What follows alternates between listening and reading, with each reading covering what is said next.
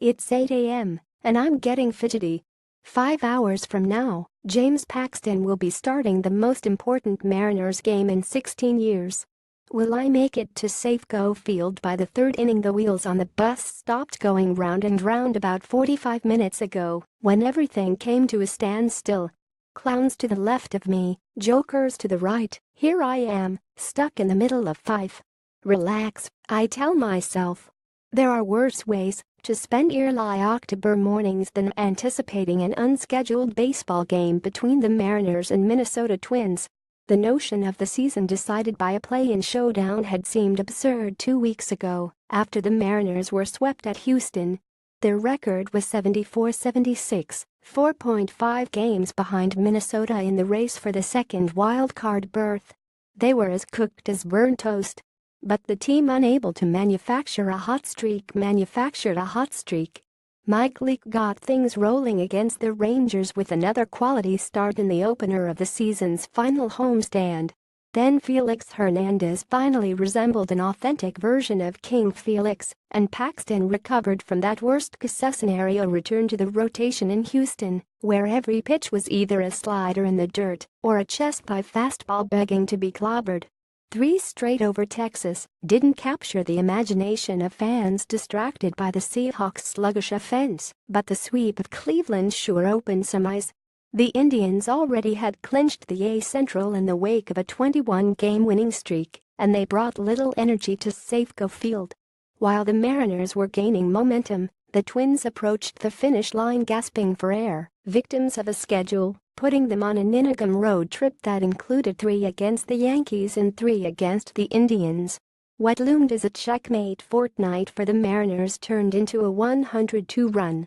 And what loomed as a victory lap for the overachieving Twins turned into a 57 stumble, leaving both teams with a regular season record of 84-78.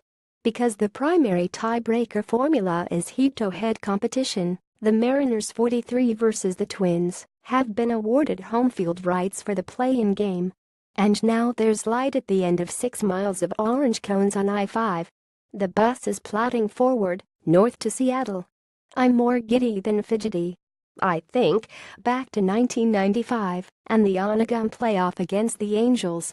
It was a rainy Monday in Seattle, and the mood outside the Kingdome was electric.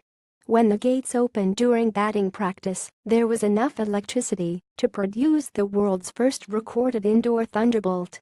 Then Randy Johnson's first pitch to Angels leadoff hitter Tony Phillips was called a strike, and more than 52,000 fans roared on cue. This, I said to myself, is going to be fun.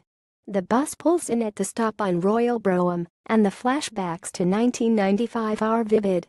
Sidewalk vendors are grilling sausages. Ticket scalpers are open for business on the street corners. There's magic in the air.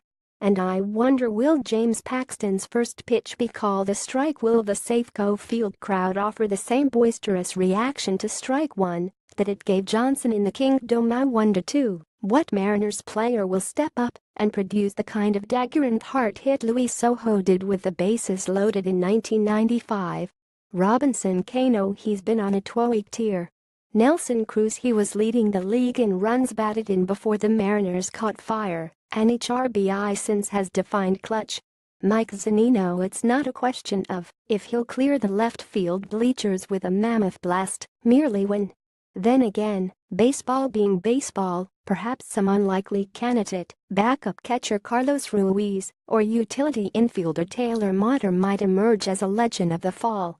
The gates around Safeco Field are alive with the sound of street life. God Squad fanatics yelling into megaphones, telling me I'm doomed to spend an eternity in hell. Traffic cops whistling pedestrians across the intersection, a saxophone player covering a vaguely familiar tune from a 1950s movie. Amid the din, I'm also hearing something akin to a drumbeat. Dum, dum, dum, dum. Of course. My clock radio alarm, set for 8 a.m.,